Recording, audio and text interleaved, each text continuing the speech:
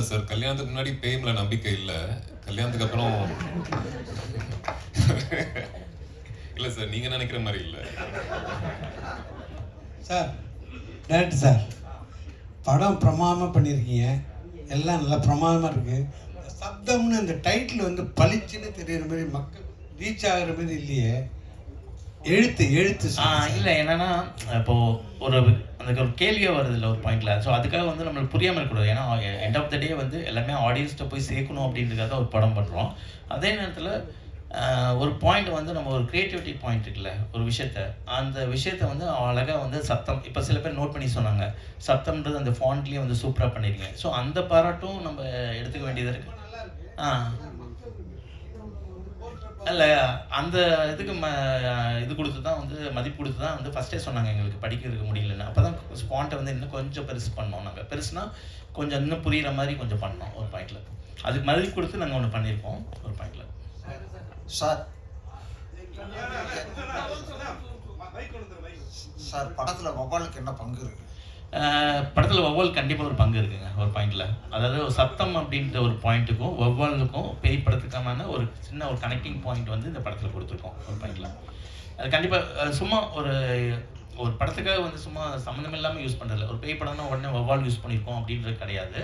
ஒரு பேய் படம்னா வந்து வவ்வால், இடி, மின்னல், அதுக்கப்புறம் எல்லாமே காமிப்போம். ஒரு பாலடைஞ்ச பங்களா அப்படின்றது அது அப்படிலாம் இல்லாமல் இந்த வவ்வால் அப்படின்றது வந்து ஒரு பாயிண்டில் வந்து கரெக்டான ஒரு மீனிங்ஃபுல்லாக கொடுத்துருக்கோம் ஒரு பாயிண்ட்.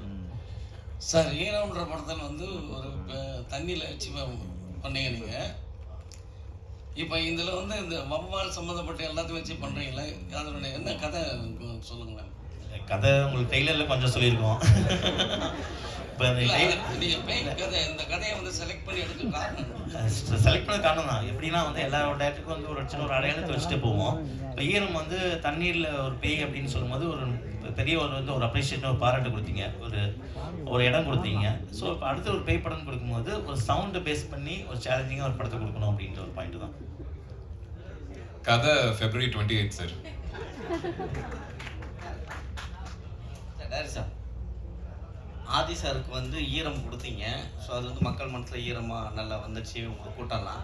சப்தம் அது வந்து அவர் சினிமா கேரியரில் வெற்றி சப்தமாக மாறதுக்கான வாய்ப்பு இருக்கா? கண்டிப்பாக எந்த ஒரு படம் ரிலீஸ்க்கு முன்னாடி எந்த ஒரு டைரக்டர் கேட்டாலும் கண்டிப்பாக படத்து மேலே ஒரு நம்பிக்கையில் சொல்லுவாங்க. எங்களால் வந்து ஒரு நம்பிக்கை வந்து 100% இருக்க முடியும். ஒரு நல்ல படம் கொடுத்துருக்கோம், அது படம் ரிலீஸுக்கு முன்னாடி ஒரு அருமையான படம் கொடுத்துருக்கோம், நல்ல படம் கொடுத்துருக்கோம். அது வந்து நான் சொல்கிறதில்ல, படம் பார்த்தவங்கள வச்சு தான் நான் சொல்கிறேன் ஒரு பாயிண்டில். ஸோ அந்த விதத்தில் வந்து ஆதிக்கும் சரி, எனக்கும் சரி, என்னோடய டீம் மெம்பர்ஸுக்கும் சரி, இந்த படம் வந்து நல்ல ஒரு அடையாளத்தை கொடுக்கும் அப்படின்றது நான் நம்புகிறேன். ஒரு லைட்டிங் சொன்னீங்க பேசிகிட்டு இருக்கும்போது. ஸோ மணிரத்னம் சார் வந்து லைட்டிங் மெயினாக பார்ப்பார். அவர் வந்து அந்த பிங்க் கலர் அதெல்லாம் இருக்கும், ஓமன் கண்மணி அந்த மாதிரிலாம். ஸோ அதேமாரி உங்கள் ஈரம் படத்துலையும் ப்ளூ ஷேடு சொன்னீங்க, இதுலேயும் ப்ளூ ஷேடு ப்ளஸ் அந்த ஓம் சொல்லியிருந்தீங்க. லைட்டிங் எவ்வளோ முக்கியம்? லைட்டிங் கண்டிப்பாக ரொம்ப ரொம்ப முக்கியமான விஷயம்.